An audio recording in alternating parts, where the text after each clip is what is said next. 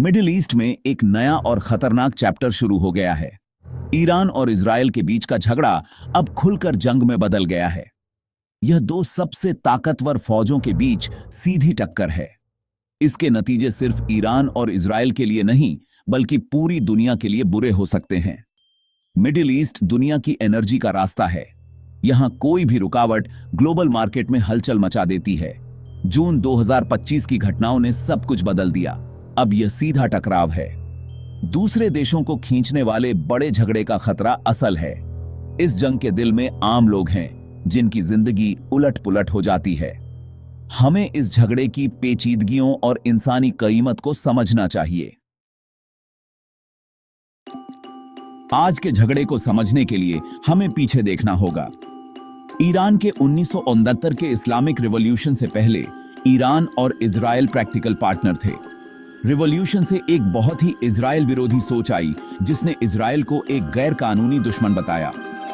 इस बदलाव ने दशकों की दुश्मनी की नींव रखी, जिसकी जड़ें पॉलिटिक्स, धर्म और ताकत में थीं। ईरान का एक्सिस ऑफ रेजिस्टेंस हिजबुल्लाह और हमास जैसे ग्रुप्स को सपोर्ट करता है, जिससे ताकत दिखती है और इजराइल को चुनौती मिलती है। इजराइल ईरान के असर और प्रॉक्सी जज को एक जानलेवा खतरा मानता है, जिससे सीरिया और लेबनान जंग के मैदान बन गए हैं। न्यूक्लियर मुद्दा सबसे खतरनाक एलिमेंट है। इजराइल, जिसके पास न्यूक्लियर हथियार होने का यकीन है, कसम खाता है कि वह ईरान को बम नहीं लेने देगा।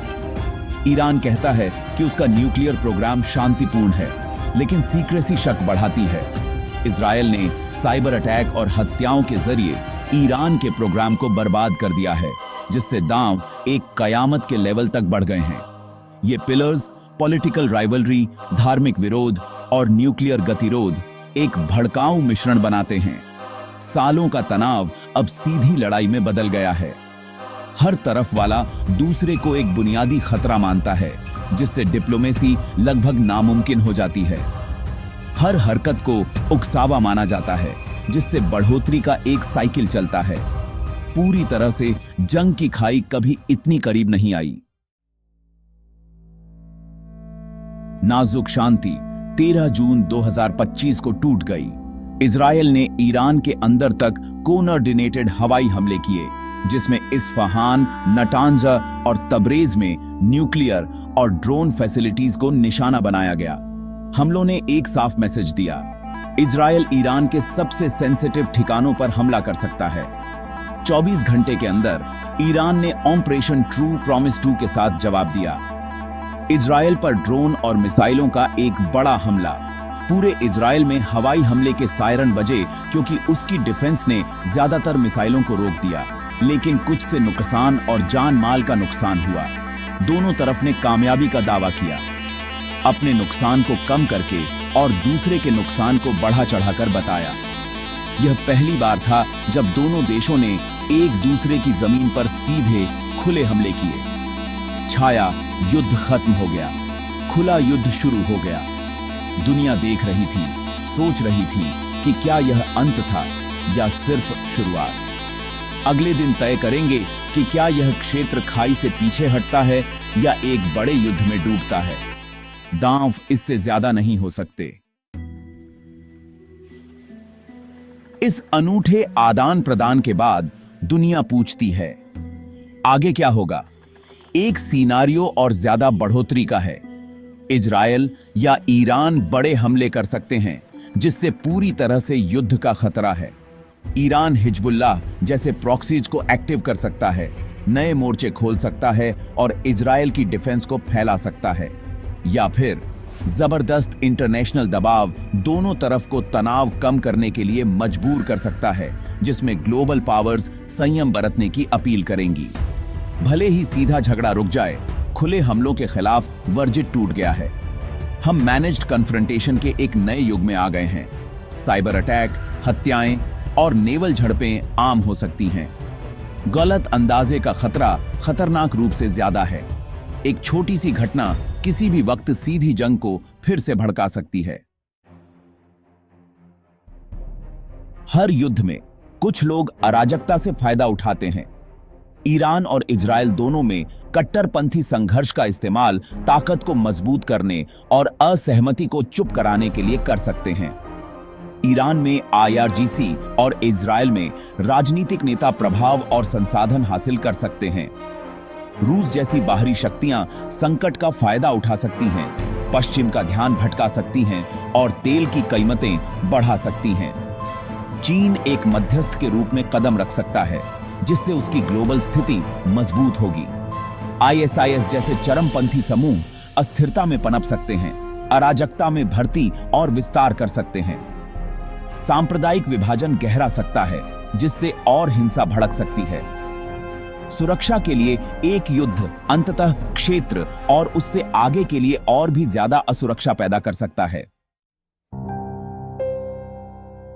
असली हारने वाले आम लोग हैं। ईरान और इजराइल में नागरिक डर, तबाही और अनिश्चितता का सामना करते हैं। युद्ध शतरंज का खेल नहीं है, बल्कि एक रोज का बुरा सपना है।